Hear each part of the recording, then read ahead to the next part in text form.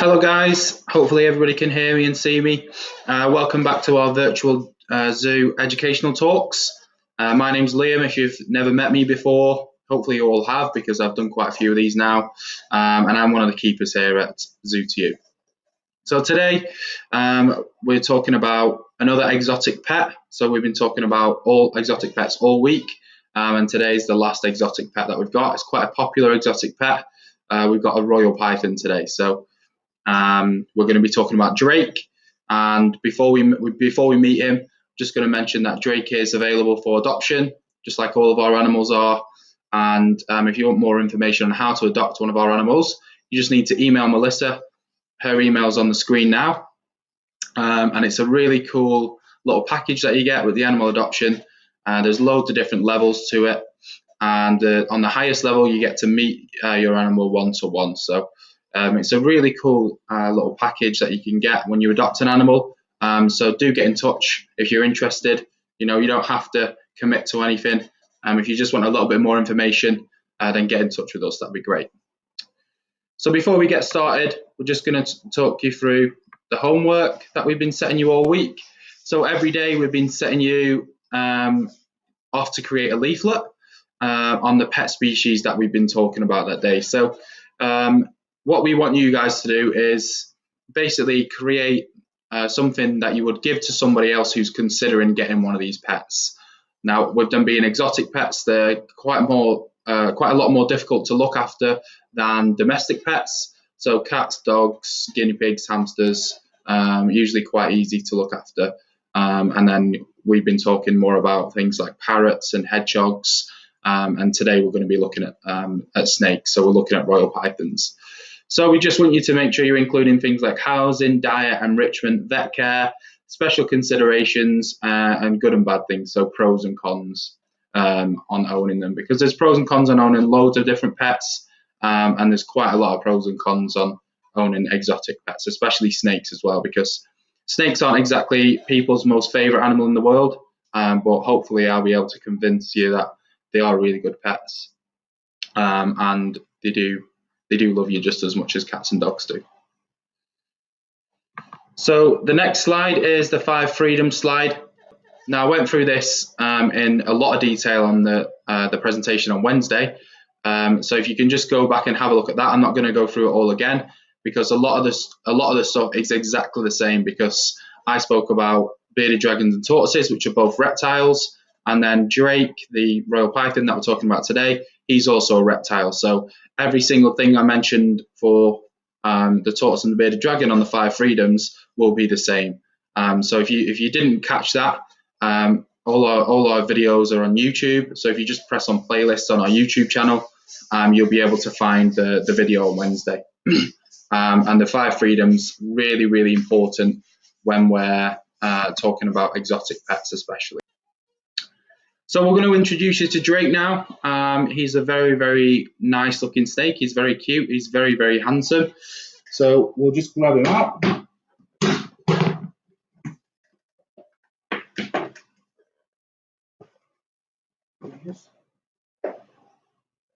There we go. So he's very, very friendly. Here he is. Hopefully everybody can see him. So this is Drake, and Drake is a royal python. Now, when we're looking after royal pythons, we basically need to consider loads and loads of different things. The main thing we need to consider is their diet. So that's the most important thing for these guys. Now, these guys are carnivores, which basically means they only eat meat.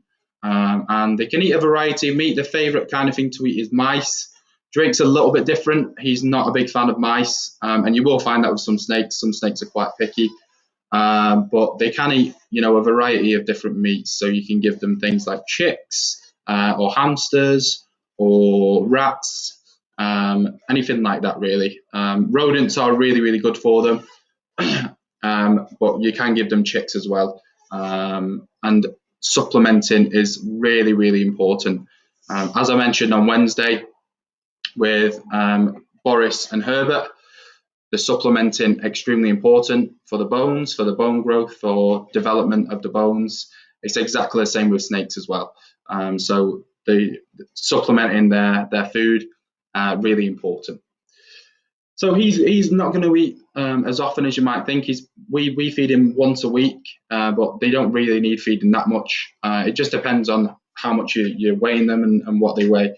And what you want to do is you want to do quite a lot of research on them, find out what their optimum weight is, and then once you've found that, you want to try and work towards that. So what you'll do is you'll research what their optimum weight is for their age. So they're not going to be really, really heavy when they're relatively young, and then when they're quite small, they'll eat baby mice, baby rats, probably rat pups when they're quite small, and then once they're growing, when they start growing a bit more, you start moving the food up. So as a general rule, you shouldn't really feed anything that's that they're going to choke on. They have got really, really stretchy jaws, so they can't dislocate the jaw like a lot of people think, but they have got really stretchy jaws. So Drake could probably eat something about this size. And when you consider how small his head is, that's actually quite a large size. Now, I wouldn't go anything bigger than this, really. So he could probably take a really small rat or, a chick or a large mouse. And anything bigger than that is just going to be too big for him. But they will still try and eat it. A lot of the time, snakes will try and eat things that are too big for them. And then, they're either going to choke, which is obviously really not good, or they're going to end up stretching the scales.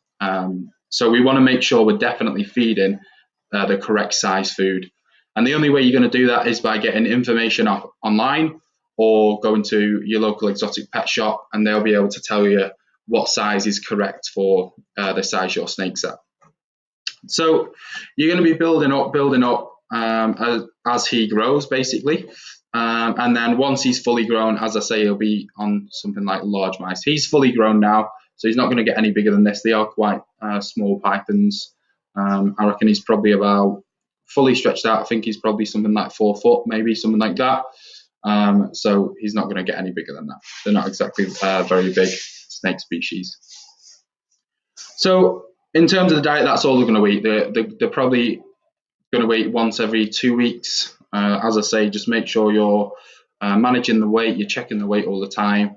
And then if they go under what they're supposed to be at, then just up the food intake. So feed them once a week instead. And then if they go over, then just feed them once a month. These guys aren't going to starve. They could go without food for probably up to about a year, something like that. And that's just because in the wild, they're never going to eat every single day. They're probably never going to eat every single week either. They're probably going to eat something like every 3-4 weeks in the wild, something like that. So it's, you don't need to worry about making sure these are eating all the time. But if the weight does drop quite a lot, then you need to make sure that you're doing other things to try and get them to eat. So it's definitely not for the squeamish handling a snake and keeping one. And that's because if they don't eat, you've got to go through quite a few different things to try and get them to eat. So, for example, you might have to cut the head of the mouse or the chick, and then the brains will start coming out, and that is a really, really tasty part of the food.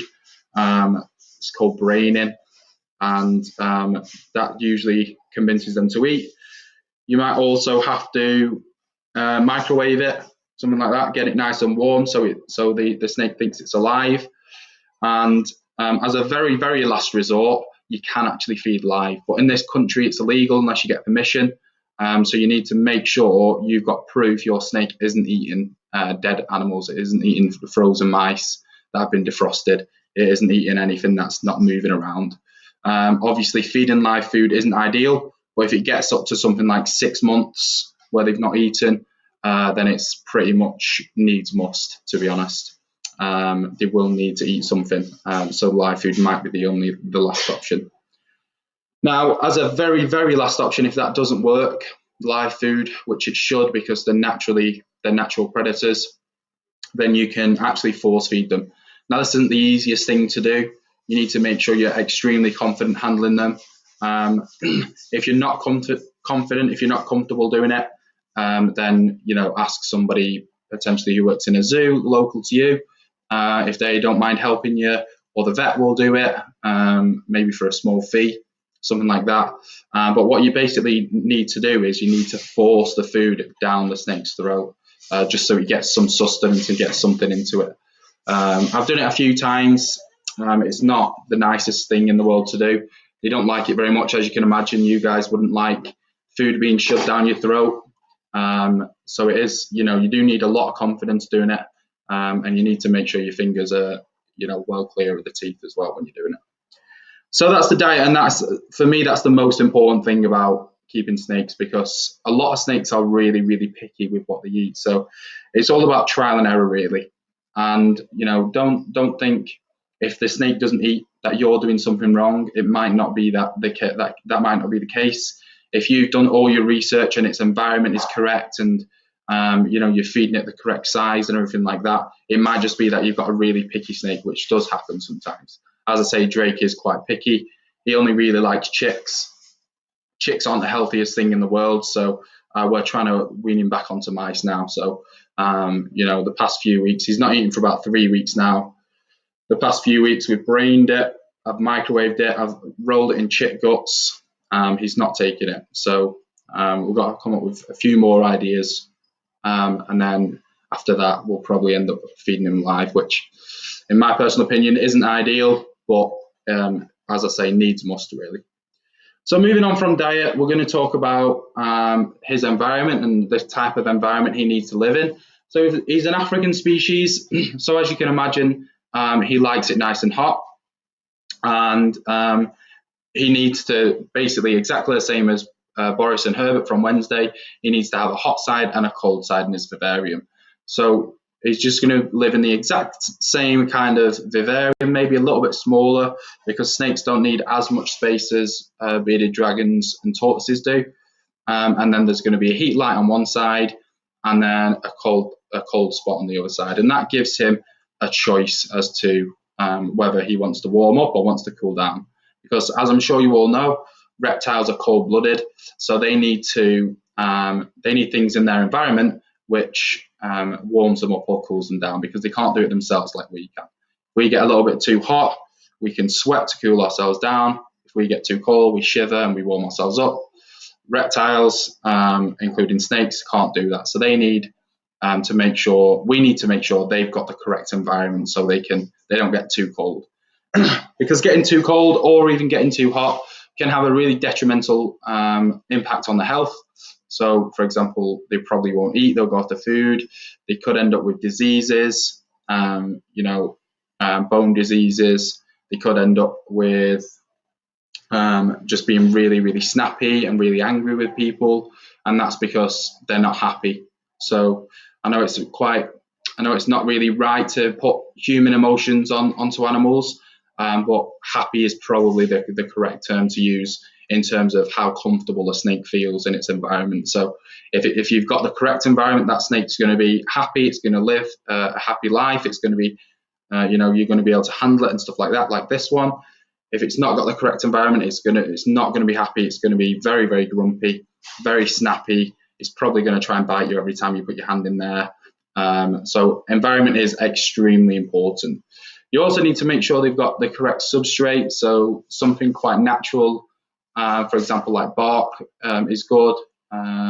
These guys do like to climb as well, so make sure you do your research if you're getting a climbing species, and then put like trees or sticks in there or something, so they can climb on that. And the main thing they need is a hide. So lots of snake species are nocturnal, so they like to hide away. And having a hide in there is really important, so they don't feel like they have to be out all the time. They're gonna go and if I was to put him back in his box here now, he would literally go straight back into his hide, and then he'd probably come out at night time. That's just what most snake species do, to be fair. So when you're actually going into his vivarium, as I said, it doesn't have to be a huge space. People keep these guys in in drawers, in snake drawers. They keep huge, massive Burmese and reticulated pythons in snake drawers. That's usually just when they're breeding them. They're not, I don't want to say they're not looking after them properly, but it's not an ideal scenario for the snake to be in, really. But the point to this story is they don't need a huge amount of space. So Drake is about 4 foot long. He could happily live in a vivarium that was 3 foot long. For our bigger snakes, Andre is about 7 foot. He would probably be okay in something that's about 5 foot. So they don't really need as much space as other reptiles, because a lot of the time they're just curled up anyway. They're in the hide. And if they do need to come out, they have the ability to curl around the side of the viv. So if they wanted to come out and sit under the heat light, opposite to the opposite side of where the hide is, they could just curl under the light anyway. So space isn't a massive issue for them, as long as you're making sure you're giving them enough so they can, move around their enclosure, and there's enough so they have a hot side and a cold side. So when you're putting your hand in there, you just need to be a little bit cautious. Obviously, if you're feeding your snake in its vivarium, there is a huge chance the snake might think that your hand's food. So a little bit of advice would be to touch the snake first on the back. Make sure the snake knows you're there. So you're just going to stroke it like this. And you don't do that when you're going to feed. So if you're going to feed, you literally just put the food in straight away. Don't touch the snake, and then the snake knows it's feed time. If you touch the snake will get to know that touching means it's going to be taken out. Now, loads of people will be comfortable just taking the snake out straight away, and you can do that, or you can get yourself one of these. This is a snake hook, so really easy to use. This is the handle here, which you're just using. Put your hand on like that, make sure you got a nice good grip of it, and then you're using this to scoop them out. Now, you want to get somewhere in between the middle of the body and the head, ideally, and then you'll be able to pick them up and then use your other hand, your free hand, to grab hold of the tail, and then you can pull them out, and then you can pull them off the hook. And these are really good for snakes that are a little bit viv defensive. So sometimes snakes don't like people going into their vivariums, and that's absolutely fine. That doesn't mean you've got an angry snake. That doesn't mean you've got a bad snake. That's just how some snakes are. So personally, I always hook snakes out. Just because I don't want to put my hands in just in case it decides it thinks it's food. The thing you need to remember with snakes is they've got really, really poor eyesight. So that's why they're always flicking the tongue out. The tongue helps them to smell, but it also helps them to get an idea of what's around them in their environment. So in a sense, it kind of helps them to see as well. So with the really poor eyesight, with us being warm-blooded mammals, exactly the same as what the kind of food they eat, there is a chance they could think we're food. So I always hook snakes out. Some people don't think it's necessary, but for me, I always hook the snakes out. And then once they're out, they're extremely friendly, just like this little guy is. So, it's entirely up to you. It's, it's your choice. But my personal opinion is that a hook is a really cool little accessory to have. So, as I say, environment is extremely important for these guys. And one last thing I'll tell you about is humidity. So humidity is basically how wet times with how hot it is in there, and that creates like a nice humid environment. So these guys are actually forest species which love to climb trees, as I mentioned, and they live in Africa, which is really, really hot. So you can imagine in the forest in Africa, it's going to get really, really, really hot, really humid, because of all the moisture from the plants, and then that's all mixing with the heat of the sun, and that makes it a really humid environment. And we need to try and replicate that in captivity, and that's because these guys shed their skin. So they completely shed their skin. It comes off just like a sock, as if we're peeling off a sock off a foot. So end of the day, we're peeling our socks off. It's exactly the same. So what he'll do is he'll push his way out of his old skin, and then his new skin will come out underneath, and his old skin will come off, just like in one big go. And if we've not got the correct humidity, we've not got the correct environment, then his skin isn't going to come off in one go. It's going to come off in pieces, which isn't ideal for snakes, and it can be quite painful for them. So having a humid environment for these types of species is really important for them to have a successful shed. If you don't have a successful shed, as I say, it can come off in pieces, and then it takes a while to come off. You're probably going to have to end up trying to help them, shed, which isn't an ideal situation to be in, because you can imagine what it feels like when you when you pull just a little bit of skin off. Say, for example, you got a little bit of skin on your finger, it really hurts. So we never ever want to pull a shed off for a snake. But if he does need a little bit of help there are things that can help. For example, things like shed aid and stuff like that, which you can just put on and that will help them shed. But if you have the correct environment, then you're never going to have these issues. So really, really important. Exactly the same as the bearded dragon and the tortoise on Wednesday. Setup is extremely important. So making sure you got that heat light, making sure you've got correct substrate, making sure you've got UV light to help with the bones, with the bone development, and making sure you've got that all-important thermostat that I spoke about as well. So that thermostat regulates the temperature in there, so you don't have to. It makes sure these guys are living at optimum temperature all the time. And then to make it humid in there, you've just got to spray them once a day, once every other day, something like that. Spray the enclosure, spray the substrate.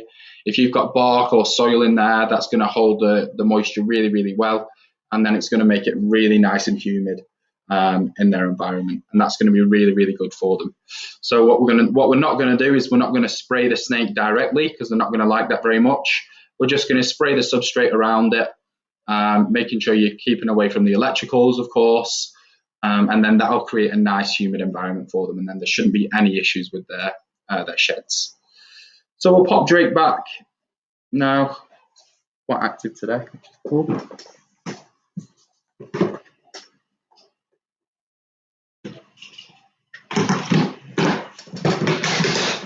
And we're just going to go through a quick recap on what we've spoken about.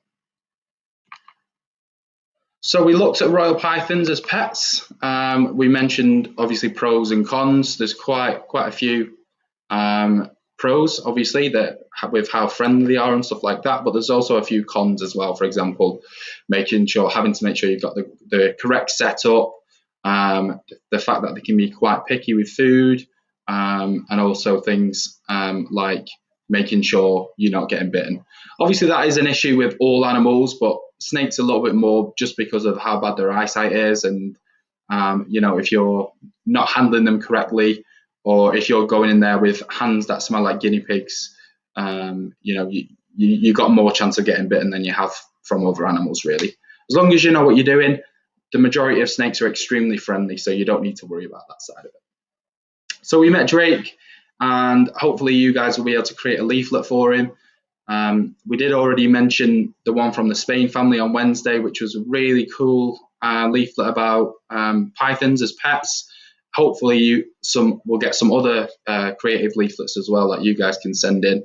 And if you don't want to do royal pythons, if you don't want to do snakes, you can do another animal. It doesn't have to be royal pythons. It can be another species of snake, or it can be a completely different animal as well. And we'll show off any of the homeworks we get in next week. So, you've got the whole weekend to post your homeworks on the Facebook page for us. So next week, this is the last presentation of this week. So next week, we're going to be looking at food chains. So before we go, we just want to say a massive thank you to 3 people who you can see on the screen. We got Jessica Murphy, Jean Hearn, and Joanne Johnson. Each person that I've just mentioned, they've all donated to the fundraiser. I'm sure everybody's aware of the fundraiser. It's just something that we've set up to try and get a little bit of money in, because we don't have any money coming in at the minute. So as you can imagine, it takes a lot of money to look after our animals. So the COVID-19 fundraiser link is on the page. If you guys can spare £1 or £2, that'd be amazing. Also, if you don't want to go through the fundraiser, you can also email Melissa and pay through PayPal. And the link's on the screen there as well. The last thing I'll mention is the raffle and the bingo. So the raffle is £3 a ticket, and the main prize is a gold adoption package, which, as I've mentioned, if you wanted to adopt one of our animals, I think it's an animal of your choice that you can adopt. So if you really like seeing Drake today, you could adopt him and then come and handle him a couple of times. But you can adopt any of our animals, and it's a really cool prize, because you do get to really know that animal. So if you can get involved with the raffle, that'd be really cool. The bingo as well, extremely cheap, only £1 per card. So the price of probably a bag of crisps nowadays.